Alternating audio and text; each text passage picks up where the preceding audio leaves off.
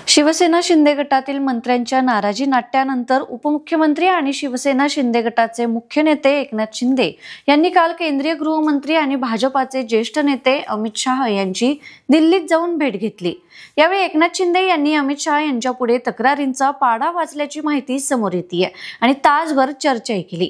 या भेटीत शिंदेंनी मुख्यमंत्री देवेंद्र फडणवीस आणि भाजपा प्रदेशाध्यक्ष रवींद्र चव्हाणांची तक्रार केल्याचं कळतंय।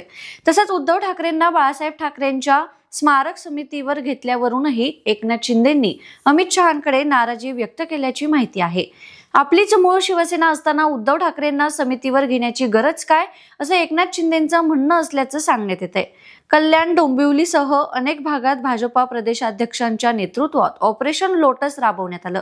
तसंच भाजपाने शिंदेंच्या शिवसेनेचे नेते अनेक माजी नगरसेवक फोडले।